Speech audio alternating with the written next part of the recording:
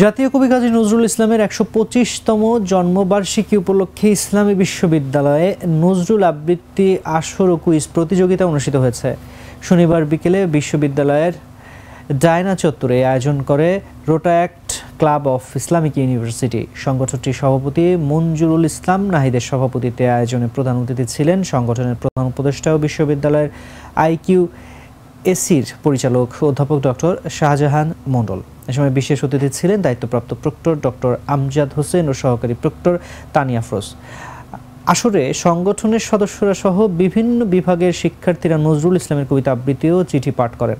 এছাড়া নজরুলের জীবন ও কর্মের উপরে কুইজ প্রতিযোগিতা অনুষ্ঠিত হয়। পরে আবৃত্তি ও কুইজ প্রতিযোগিতায় বিজয়ীদের মাঝে পুরস্কার বিতরণ করা হয়।